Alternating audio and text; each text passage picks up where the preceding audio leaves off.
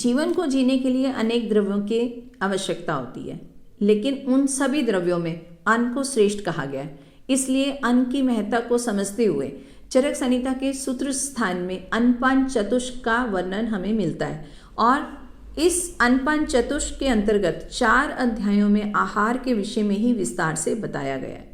और इस चतुष्क का पहला अध्याय, जिसका नाम है यजपुरुषीय अध्याय, इसके अंतर्गत अन्य विषयों के साथ साथ श्रेष्ठ द्रव्यों को बताया गया, यानी जीवन संबंधित हर विषय में जो श्रेष्ठ द्रव्य है उसका यहाँ पर उल्लेख किया गया। और इन सब द्रव्यों को जानने के पश्चात हम जीवन संबंधी हर विषय में ही प्रयोग कर सकते हैं, यानी इसके द्वारा हम अपने जीवन को सरल बना सकते हैं। उदाहरण के तौर पे उन्होंने ऐसा कहा कि आश्वासन देने वाले द्रव्यों में जल श्रेष्ठ है और इसके पश्चात जीवनीय द्रव्यों में दूध को श्रेष्ठ कहा और यक्ष्मा आदि रोगों के लिए अजा दूध को कहा, निद्रा लाने के लिए भैंस के दूध को श्रेष्ठ कहा। और इसके साथ और अन्य द्रव्यों को बताते हुए उन्होंने चिकित्सा संबंधी विषयों को भी लिया है, यानी अगर वात पित्त कफ की चिकित्सा करनी है तो कफज रोगों के लिए वमन को श्रेष्ठ कहा, पित्तज के लिए विरेचन को श्रेष्ठ कहा और वातज रोगों के लिए बस्ती को श्रेष्ठ कहा। इससे हम समझ सकते हैं कि अगर रोग वातज है, पित्तज है या कफज है तो उसके अनुसार ही चिकित्सा की जाएगी। और फिर इसके अलावा और भी द्रव्यों के विषय में कहा गया है। तो इन श्रेष्ठ द्रव्यों को अग्रय द्रव्य भी कहा गया है। पूर्व कक्षा में हम इन्हीं द्रव्यों के विषय में जान चुके हैं। यह संख्या में 157 कहे गए हैं। यह हम पूर्व कक्षा में जान चुके हैं और इसके रिकॉर्डेड वीडियोस इस चैनल पर उपलब्ध हैं। आप अगर इनको जानना चाहते हैं तो इन रिकॉर्डेड वीडियोस को देख सकते हैं। और अब इस अध्याय का शेष भाग हम आज अध्ययन करते हैं। तो चरक संहिता के अध्ययन हेतु आप सभी का स्वागत है। अब इसी अध्याय को आगे बढ़ाते हुए इन श्रेष्ठ द्रव्यों के पश्चात ऐसा कहा कि मूल में 152 अग्रय द्रव्यों का निर्देश किया गया है। अभी हमने ऐसा बोला कि हम 157 द्रव्यों के विषय में जान चुके हैं, लेकिन यहाँ पर मूल में 152 अग्रय द्रव्य के बारे में कहा जा रहा है। तो यहाँ पर संख्या में भिन्नता है, तो जो भिन्नता है उसको प्रक्षिप्त द्रव्य कहा जाता है। तो इनमें 3 द्रव्य सुरा, तिंदुक और उदुम्बर यहाँ कहे गए हैं, लेकिन बाकियों के विषय में नहीं कहा जा रहा है। तो यहाँ परीक्षा की दृष्टि से ऐसा समझना चाहिए कि यहाँ 157 द्रव्य कहे गए, लेकिन मूल में 152 कहे गए हैं। और इसके पश्चात अब यहाँ पर ऐसा कहा जा रहा है कि ये जो 152 श्रेष्ठ भाव कहे गए हैं वे रोगों के नाश के लिए पर्याप्त हैं। इसको जानने के पश्चात हम किसी भी रोग की चिकित्सा कर सकते हैं। और इसके पश्चात ऐसा कहा कि यह एक समान करने वाले जो भाव हैं उनमें श्रेष्ठ का तथा साथ ही कार्य करने में उनकी श्रेष्ठता और अश्रेष्ठता भी बताई गई है। अब यहाँ पर समान कार्य करने वाले द्रव्यों के विषय में कहा गया कि जिस प्रकार हमने एक श्रेष्ठ द्रव्य कहा है तो उसके साथ अन्यों में उनकी श्रेष्ठता को हम पहचान सकते हैं। तो इस तरह से यह चिकित्सा के लिए उपयोगी बताए गए हैं। अब इसके पश्चात इन श्रेष्ठ द्रव्यों का वर्णन करते समय वात पित्त कफ को शांत करने में जो प्रधान रूप से हितकर है तथा रोगों को नष्ट करने में श्रेष्ठ हैं, उन भावों का भी इन श्रेष्ठ भावों में वर्णन किया गया है। इसके लिए जैसे अभी हमने वात पित्त कफ के बारे में बात की, उसी तरह यहाँ कहने का भाव है। इसके अलावा यहाँ चिकित्सा में भी कफज के लिए मधु को श्रेष्ठ माना है और पित्त के लिए घृत को और वात के लिए तेल को श्रेष्ठ कहा गया है। तो उस दृष्टि से यहाँ कहा जा रहा है कि दोषों में भी जिस श्रेष्ठ द्रव्य का उपयोग होना चाहिए उसके बारे में भी यहाँ कह दिया गया है। और फिर कुशल वैद्य के लिए यह आवश्यक है कि इन अग्रह अधिकार में कहे हुए वस्तुओं को सुनकर या जानकर चिकित्सा का प्रयोग करे। इस प्रकार करने से वैद्य सर्वदा धर्म और काम को प्राप्त करता है। मतलब अगर कोई भी चिकित्सक इन अग्रह द्रव्यों के विषय में जान लेता है और उससे वह चिकित्सा करता है तो उसे प्रसिद्धि प्राप्त होगी। यहाँ पर धर्म और काम को प्राप्त करने के लिए कहा गया है। तो हम ऐसा समझे कि हर चिकित्सक अगर कार्य करता है तो उसकी भी कुछ पाने की इच्छा होती है, यानी उसे आज के समय में पैसा भी चाहिए, प्रसिद्धि भी चाहिए और उसे अपने कार्य भी निकलवाने हैं। तो ऐसा कार्य करने से, यानी कि इन अग्रह द्रव्यों से जान लेने से अगर चिकित्सा वह करता है तो वह इन सब चीज़ों को प्राप्त कर लेगा। कहने का भाव ये कि चिकित्सक इन द्रव्यों के द्वारा चिकित्सा करने में सक्षम हो जाएगा। अब यहाँ पथ्य और अपथ्य के विषय में बताया जा रहा है। और आयुर्वेद शास्त्र में यह दो शब्द बहुत अधिक मात्रा में प्रयोग किए जाते हैं। हर स्थिति में यह बताया जाता है कि यह व्यक्ति के लिए पथ्य है या अपथ्य है। तो उस दृष्टि से हमें इसके विषय में ज़रूर जानकारी होनी चाहिए। अब यहाँ पर इसको समझाते हुए ऐसा कहा जा रहा है कि जो आहार आदि द्रव्य, यहाँ पर आहार आदि द्रव्य कहा गया, यानी आहार के साथ साथ अन्य द्रव्य भी जो पथ में अपकार या हानि करने वाला न हो और मन के लिए प्रिय हो तथा शरीर और मन के लिए हानिकारक ना हो, उसे पथ्य कहते हैं। पथ्य शब्द पथ से लिया गया है। पथ का मतलब जहाँ पर गमन होता है, रास्ते को पथ कहा जाता है। लेकिन शरीर के अंदर जहाँ पर गमन हो रहा है उन्हें स्रोत कहा जाता है। अब जो आहार आदि द्रव्य इन स्रोतों के लिए हितकारी हैं उन्हें पथ्य कहा जाएगा। और इसके अलावा ऐसा कहा कि वे द्रव्य जो इन स्रोतों में हानिकारक ना हो और जो मन को प्रिय हों और इसके अलावा शरीर और मन दोनों के लिए हानिकारक ना हो, उसे पथ्य कहा जाता है। तो यानी हम ऐसा समझें कि जो द्रव्य मन और शरीर के लिए हितकारी हैं और साथ ही शारीरिक स्रोतों के लिए हितकारी हैं, उन्हें पथ्य कहा जाएगा। और अपथ्य किन द्रव्यों को कहा जाएगा, तो उसके लिए ऐसा कहा कि जो आहार आदि द्रव्य पथ यानी शारीरिक स्रोतों में अपकार यानी हानि करने वाला हो, मतलब जिससे हानि उत्पन्न होगी, और मन के लिए अप्रिय हो, मतलब जो मन को अच्छा ना लगे, और शरीर और मन के लिए हानिकारक हो, उसे अपथ्य कहा जाएगा। और यह पथ्य और अपथ्य वस्तु नियत रूप से नहीं रहते हैं। यानी अगर हम ऐसा समझ लें कि यह द्रव्य पथ्य है और यह द्रव्य अपथ्य है, लेकिन ऐसा कहा जाता है कि कोई भी द्रव्य हमेशा पथ्य नहीं रहता है और कोई भी द्रव्य हमेशा अपथ्य नहीं रहता है। कहने का भाव ये कि पथ्य द्रव्य अपथ्य बन जाता है और अपथ्य पथ्य बन सकता है। ऐसा कब होगा, तो उसके लिए कुछ अन्य भाव कहे गए हैं और उसमें ऐसा कहा कि यह पथ्य वस्तु भी मात्रा, काल, क्रिया, भूमि, देह एवं दोष की विभिन्न अवस्थाओं को प्राप्त होकर अपथ्य हो जाती है और इन्हीं कारणों से अपथ्य वस्तु भी पथ्य हो जाती है। यानी ये कुछ भाव हैं, जैसे मात्रा, काल, क्रिया, भूमि, देह और दोष। इनके अनुसार द्रव्यों के गुण भी बदल जाते हैं। यानी अगर हम मात्रा की बात करें तो कुछ द्रव्य ऐसे हैं जिनको हम कम मात्रा में लेते हैं तो वह पथ्य होते हैं। इसका उदाहरण हम लवण ले सकते हैं। मतलब अगर नमक की हम कम मात्रा प्रयोग करते हैं तो वह हमारे लिए आवश्यक है, क्योंकि यह रुचिकारक है और भोजन बनाने के लिए इसकी आवश्यकता पड़ती है। लेकिन अगर इसी की मात्रा हम अधिक कर देते हैं तो वह हमारे लिए हानिकारक हो जाता है।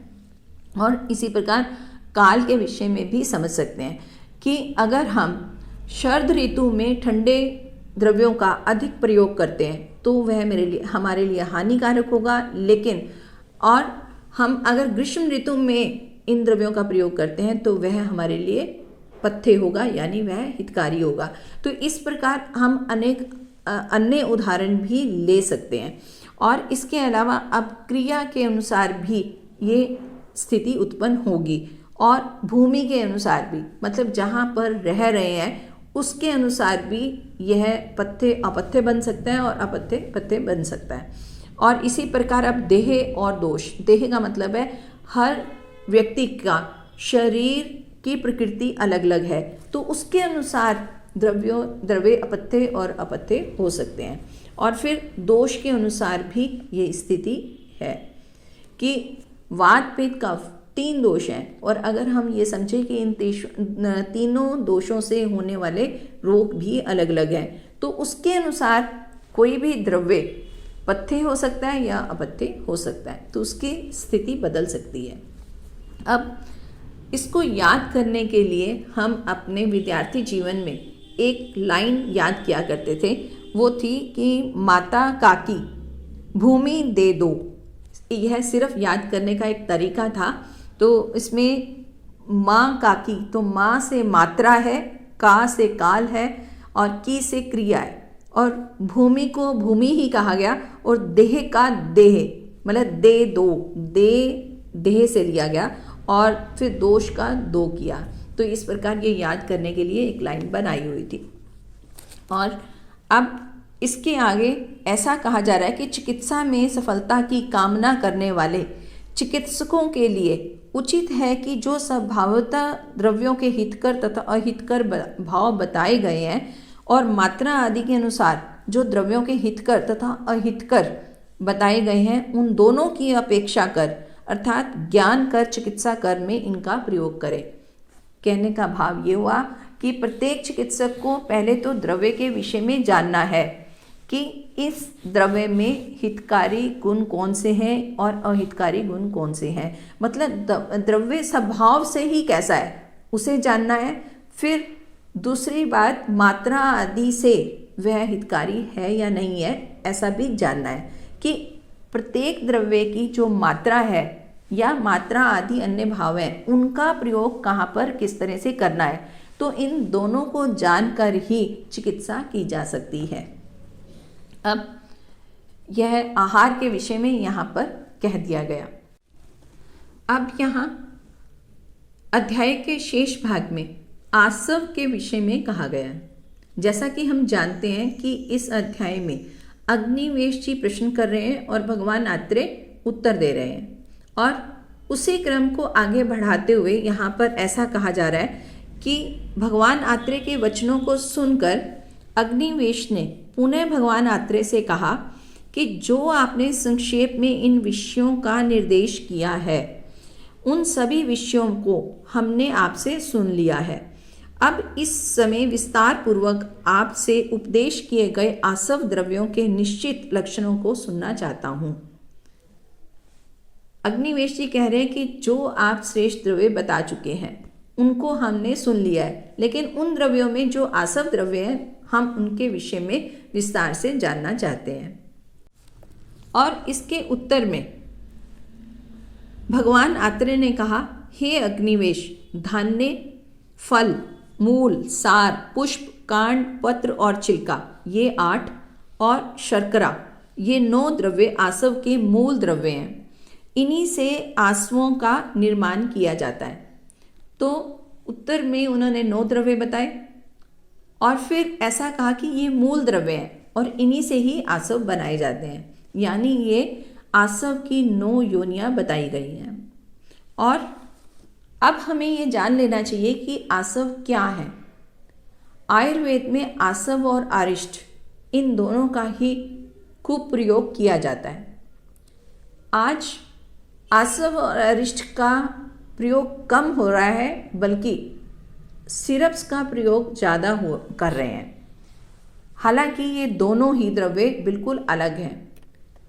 दोनों में भिन्नता ये है कि आसव और अरिष्ट संधान करके बनाए जाते हैं और उनमें किसी भी तरह का कोई भी प्रिजर्वेटिव नहीं डाला जाता है, यानी वहाँ पर केमिकल सब्सटेंसेस डालने की आवश्यकता नहीं पड़ती है। लेकिन अगर हम सिरप बना रहे हैं तो उसके निर्माण विधि ही ऐसी है कि वहाँ पर द्रव्यों से पहले क्वाथ बनाया जाता है और फिर क्वाथ में जो प्रिजर्वेटिव है यानी शेल्फ लाइफ बढ़ाने के लिए केमिकल्स का प्रयोग किया जाता है।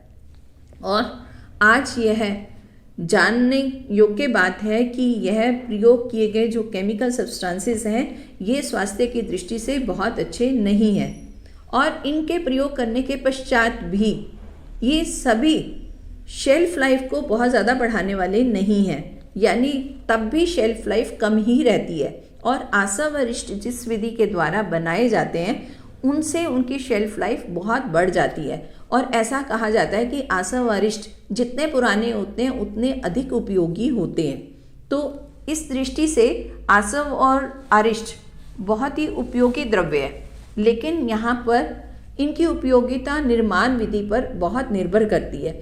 अगर निर्माण विधि ठीक ढंग से की जाए तो यह बहुत ही उपयोगी द्रव्य है। मैं अपनी चिकित्सा क्षेत्र में इनका प्रयोग करती हूँ और इनका प्रयोग भी हम खुद बनाकर करते हैं, तभी हम इनसे रिजल्ट ले पाते हैं। तो इसलिए निर्माण विधि की तरफ विशेषता ध्यान देने वाले पदार्थ हैं। अब आसव किस तरह से बनाए जाते हैं वो अभी इस अध्याय में नहीं बताया गया है, लेकिन आने वाले अध्यायों में ऐसा बताया जाएगा। यहाँ पर अभी केवल द्रव्यों के विषय में कहा गया, और सबसे पहले 9 द्रव्य बताए जिन जिन से आसव बनाए जा सकते हैं। अब इसके पश्चात इन द्रव्यों से बनाए गए आसवों की भी संख्या बताई गई है। हालांकि यह संख्या हम निश्चित नहीं कह सकते, लेकिन उस विषय में जो यहाँ कहा जा रहा है वो ये कि जो संक्षेप में 9 आसवों के मूल द्रव्य बताए गए हैं, उन्हीं मूल द्रव्यों के संयोग और संस्कार के द्वारा आसव अगणित होते हैं। यानी संयोग और संस्कार से हम भिन्न भिन्न आसव बना सकते हैं। तो अपने अनुसार अगर हम संस्कार करके आसव बनाते हैं तो उनकी संख्या अनिश्चित है, मतलब हम उन्हें गिन ही नहीं सकते हैं। और इसके पश्चात ऐसा कहा कि यह अनगिनत आंसुओं में 84 आंसू पत्ते होते हैं, यानी विशेष तौर पर 84 आंसुओं के बारे में बता दिया गया। और फिर ये 84 जो आसव कहे गए हैं वे सभी हितकारी होते हैं, ऐसा कहा है। और फिर उनका वर्णन भी यहाँ किया गया। तो उनको कहते हैं कि हे अग्निवेश तुम समझो, कि मतलब ये जो 9 द्रव्यों के द्वारा जो 84 आसव बताए गए वो कैसे हैं। तो सबसे पहले धान्य से बनने वाले आसव के विषय में कहा। अब यहाँ पर जो धान्य से बनने वाला आसव होगा उसे धान्य आसव कहा जाएगा। अब धान्य में धान्य को समझना है तो जैसे जौ आदि पदार्थ धान्य है तो उनके द्वारा बनाया गया आसव धान्य आसव होगा। और उस विषय में ऐसा कहा कि सुरा, सोवीर, तुषोदक, मर्रे और मेदक, धन्य, आमल, ये सभी द्रव्य जो हैं वो धान्य से बनने वाले हैं। और अगर हम इन नाम को पहचाने तो ये सुरा के ही भेद हैं, यानी मद्य भी, शराब भी इसी तरीके से बनाई जाती है, उसमें भी अल्कोहल है और वह आसव ही का एक भेद है। धान्य आसव को कहने के पश्चात फल आसव को कहा गया, यानी फलों से बनने वाले आसवों के नाम बताए गए। और अगर हम ऐसे समझें कि उन फलों के नाम कहे गए हैं जिनसे आसव बनाया जा सकता है, और इनकी संख्या आगे 26 बताई गई है। उनमें सबसे पहले मुनक्का कहा गया, यानी सुखाया हुआ अंगूर। तो हम ऐसा समझ सकते हैं कि अंगूर से आसव बनाया जाता है। और खजूर, इसी तरह गंभार, यानी गंभारी के फल से आसव बनाया जाएगा। और अन्य जो फल हैं उनके नाम हैं धनवन, खिरनी। खिरनी भी एक तरह का फल जहाँ पर पीले रंग का फल होता है और खजूर की तरह ही होता है, मतलब दिखने में और साइज में भी लगभग उतना ही होता है। तो इससे भी आसव बनाया जाता है। और तृण शून्य का मतलब है जैसे केवड़ा, और फालसे को परुषक कहा जाता है, तो इससे भी आसव बनाया जाता है। और अभ्या का मतलब हरड़, आंवला और बेहेड़े को मृगलिंडिका भी कहते हैं। और जामुन, कैंथ के विषय में भी हमने जाना था कि यह इस तरह का फल है कि रस में ये अम्ल है, और इसके अलावा इसका जो बाहरी शेल है वो काफ़ी कठोर होता है। तो उस विषय में कैंथ के बारे में बात की थी। तो इससे भी आसव बनाया जाता है। और कुवल यानी बड़ा बेर, और बदर ये भी बेर का ही एक रूप है। और करकंदू जिसे झेर बेर भी कहते हैं, यानी ये सभी तरह के बेर हैं, इनके द्वारा अलग अलग आसव बनाए जाते हैं। और पीलू भी जंगली फल है। और प्रियाल का मतलब है चिरौंजी को हम ड्राई फ्रूट्स की तरह भी प्रयोग में लाते हैं, इससे भी आसव बनाया जाता है। और कटहल वट वृक्ष का फल, और पीपल, पांकड़, आमड़ा, उदुम्बर, अजमोदा, श्रृंघाटक का मतलब है सिंघाड़ा, और शंखिनी यानी जिसे चोर पुष्पी भी कहते हैं। तो ये 26 फलों से आसव होते हैं, अर्थात इन 26 द्रव्यों के फलों में से जो आसव तैयार किए जाते हैं उसे फल आसव कहते हैं। अब इसके पश्चात मूल आसव कहे जा रहे हैं, और इनकी संख्या यहाँ पर 11 है।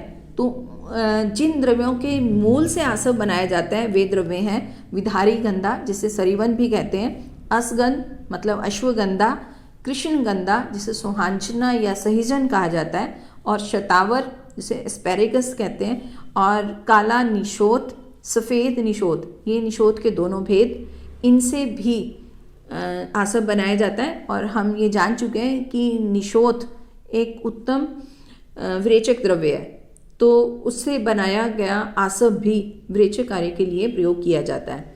और दंती और द्रवंती, और इसके अलावा बेल का मतलब बिल फल के विषय में कहा गया। और एरंड को हम कैस्टर के नाम से जानते हैं। और चित्रक, इन सभी के मूल से आसव बनता है। तो मूल से बनने वाले आसव को मूल आसव कहा जाता है। अब मूल आसव कहने के पश्चात अब सार आसव कहे जा रहे हैं। सार का मतलब होता है कांड के अंदर का भाग। कांड हम तने को कहते हैं, तो तने के जो अंदर भाग है उसके द्वारा जो आसव बनाया जाएगा उसको सार आसव कहते हैं। अब किन किन द्रव्यों से सार आसव बनाए जाते हैं तो उनके यहाँ पर नाम कहे जा रहे हैं। वो है शाल यानी जिसे सागौन कहते हैं, और प्रियक, और अश्वकर्ण, इसको साल भी कहते हैं, और श्वेत चंदन, और तिनिश, और कदर को श्वेत खदिर कहते हैं, यानी यह खदिर और श्वेत खदिर दोनों ही खदिर के भेद हैं। और सप्तवर्ण, और अर्जुन हृदय के लिए बहुत हितकारी है। तो इस प्रकार इससे बनने वाला आसव। और यहाँ पर कांड सार का प्रयोग किया जा रहा है।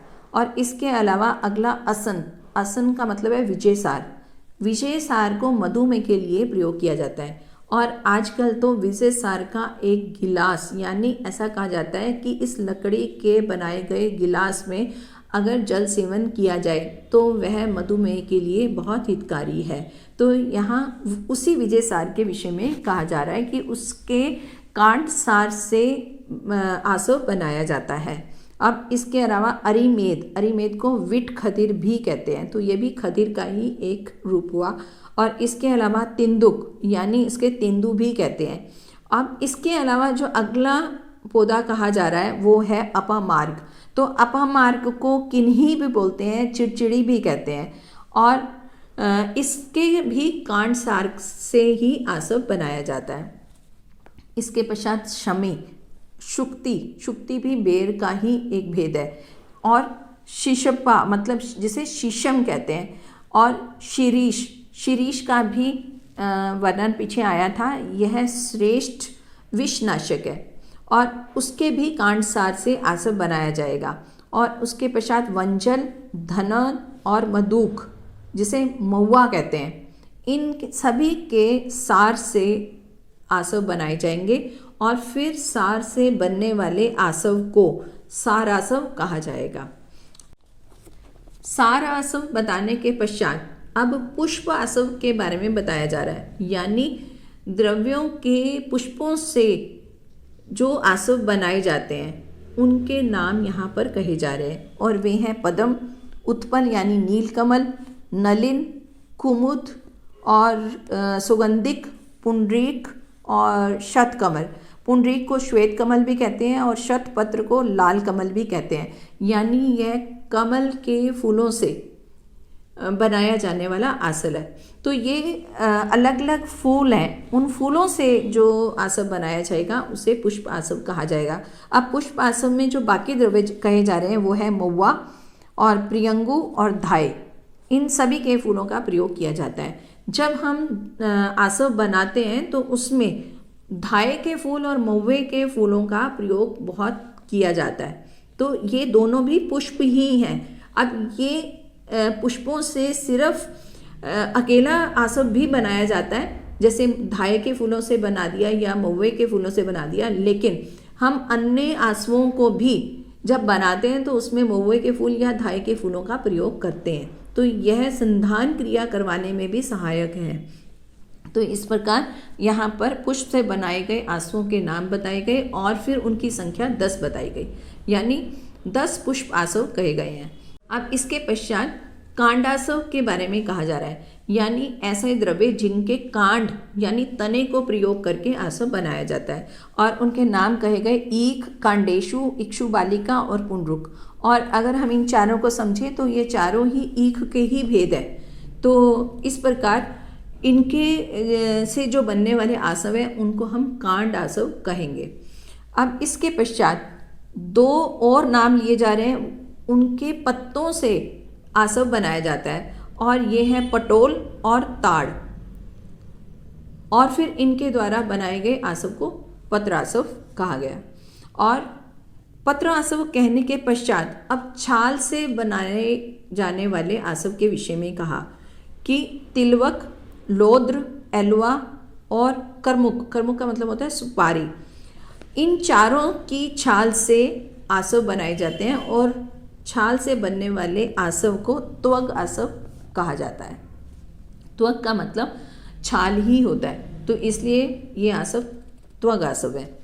अब ये 8 द्रव्यों के विषय में बता दिया। अब जो 9वां है वो है शर्करा। अब शर्करा से बनाए गए आसव का नाम शर्करा आसव है। इस प्रकार अलग अलग द्रव्यों से बने हुए आसवों की संख्या 84 होती है, जिनका आसव द्रव्यों के अनुसार यहाँ उपदेश किया गया है। अब अगर हम इस संख्या को दोहराएं तो धनासव 6 हैं और फलासव 26 और मूलासव 11, सारासव 20, पुष्पासव 10, कांडासव 4 और पत्रासव केवल 2, त्वग आसव 4 और शर्करा आसव 1। शर्करा आसव में केवल शर्करा के द्वारा भी आसव बनाया जाता है और अन्य आसव बनाते हुए भी शर्करा का प्रयोग किया जाता है। तो इस प्रकार यहाँ आसव के विषय में कहा है। लेकिन अब यहाँ कहा जा रहा है कि आसव क्या चीज़ है, यानी उसकी संज्ञा का आधार क्या है। तो उसके उत्तर में ऐसा कहा कि इन आसवों को आसव संज्ञा इसलिए दी जाती है क्योंकि यह आसुत यानी संधान क्रिया के द्वारा निर्मित होते हैं। किसी भी द्रव्य से अगर हमें आसव बनाना है तो उसमें संधान करवाना होगा और संधान करवाने की क्रिया को ही आसुत कहते हैं। इसे ही हम फर्मेंटेशन भी कहते हैं, मतलब कि वो जो क्रिया की जाएगी उसमें फर्मेंटेशन होगा और फिर उसके बाद ये द्रव्य बनेगा। और इसको बनाने में कुछ निश्चित यहाँ पर समय लगता है, कम से कम 1-1.5 महीने से पूर्व कोई भी आसव नहीं बनता है। तो इस प्रकार इस आसव के विषय में कहा। द्रव्यों के संयोग और विभाग का विस्तार किया जाए तो इन आसवों का भेद बहुत अधिक हो जाता है और इन्हीं द्रव्यों के संस्कार भी अनेक प्रकार के होते हैं। तो अपने अपने संयोग और संस्कारों से सिद्ध किए हुए आसव अपना अपना कार्य करते हैं। इन आसवों के उन कर्मों का विचार करके द्रव्यों के संयोग, संस्कार, देश, काल तथा मात्रा आदि भावों का यहाँ उपदेश किया जा रहा है, उसे ठीक प्रकार विचार करके काम में लाना चाहिए। कहने का मतलब ये हुआ कि जो यहाँ 84 प्रकार के आसव बताए गए हैं, वह केवल वहाँ पर जो विशेष हितकारी आसव हैं उनके बारे में कहा गया है, लेकिन हम इन्हीं द्रव्यों के अलग अलग संयोग और विभाग करके इनके अन्य भी आसव बना सकते हैं। जैसे कि हम कुछ चीज़ों को मिला दिया, जैसे कि कुमारी आसव या कनक आसव, तो उनमें हमने अलग द्रव्यों का प्रयोग किया है और कुछ द्रव्यों को मिला दिया है, उससे फिर वह द्रव्य तैयार किए जाते हैं। तो इस प्रकार बनाए गए द्रव्यों की संख्या निश्चित नहीं है, वो कुछ भी हो सकती है, यानी वह असंख्य हो सकते हैं।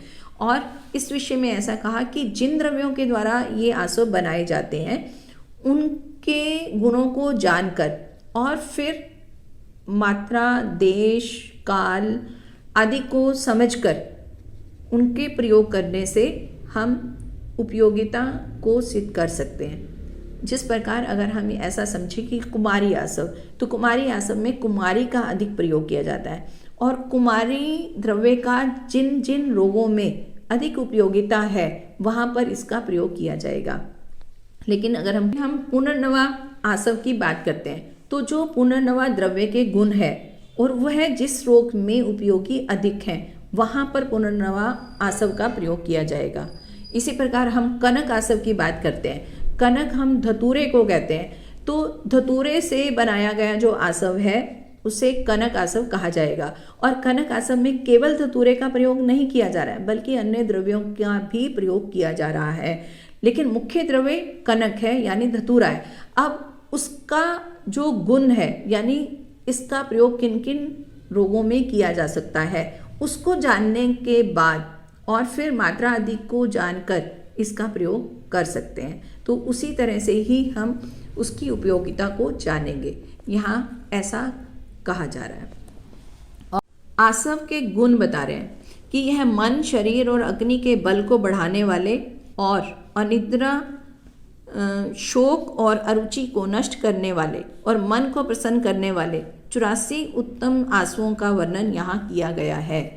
अब यहाँ पर विशेषता आसव के उपयोग बताएं, और अगर हम ऐसा समझें कि आसव का प्रयोग करने के पश्चात तुरंत ही प्रभाव दिखता है, और तुरंत प्रभाव कहाँ दिखता है, वो 3 चीज़ें तो मुख्यतः बताई कि मन, शरीर और अग्नि का बल बढ़ जाता है।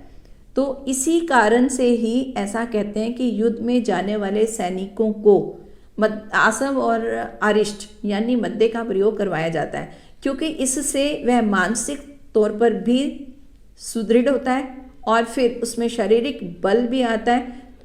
जो कार्य वो करने जा रहा है उसके लिए मानसिक और शारीरिक दोनों बल की आवश्यकता है, और इसी के साथ ही उसकी अग्नि भी बढ़ जाती है, इससे उनको भूख भी अधिक लगती है।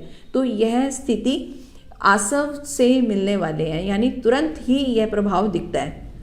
और इसके अलावा ऐसा कहा कि अनिद्रा यानी जिस व्यक्ति को नींद कम आ रही है उसमें भी इन आसव अरिष्ट का प्रयोग किया जा सकता है, मतलब वो करने उसका उपयोग बताया गया है। और इसके साथ शोक तो पहले भी ऐसा कहा कि शोक की श्रेष्ठ दवा भी यहाँ मद्दे को कहा गया है, तो मद्दे भी एक तरह का आसव ही है। तो यहाँ पर वही प्रभाव दिखा रहे हैं कि आसव से नींद की समस्या भी दूर होती है और शोक दूर होता है, और भोजन में अगर अरुचि है तो वो भी दूर होगी।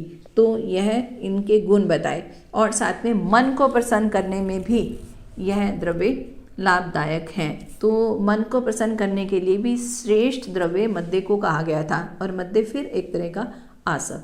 तो इस प्रकार आसव मन, शरीर और अग्नि को बढ़ाने वाले और अनिद्रा, शोक और अरुचि को कम करने वाले द्रव्य हैं, और यह मन को प्रसन्न करने वाले भी हैं। तो इस प्रकार आसव के वर्णन के साथ ही यह अध्याय यहाँ पर समाप्त हो रहा है। अब हम आने वाली कक्षा में अगला अध्याय का अध्ययन करेंगे। और अब बारी है प्रश्न उत्तर की। पूर्व कक्षा में पूछा गया प्रश्न था कि आयु को स्थिर करने वाले द्रव्यों में श्रेष्ठ द्रव्य कौन सा है। तो इसका उत्तर है कि आंवला आयु को स्थिर करने वाले द्रव्यों में श्रेष्ठ कहा गया है। 6 रस कहे गए हैं, मधुर, अम्ल, लवण, कटु, तिक्त, कषाय, लेकिन आंवले में 5 रस उपलब्ध हैं। इस कारण से भी आंवला श्रेष्ठ कहा गया है। आंवले में केवल लवण रस नहीं होता, बाकी सभी रस विद्यमान हैं। तो सही उत्तर देने वाले सभी बधाई के पात्र हैं। और आज के लिए प्रश्न है कि मूत्रकृच और वातहर द्रव्यों में श्रेष्ठ द्रव्य कौन सा बताया गया है। और आशा है कि आपको इसका उत्तर मालूम है और आप अवश्य ही कमेंट बॉक्स में लिखेंगे। और इसी के साथ आप सभी को सादर नमस्कार।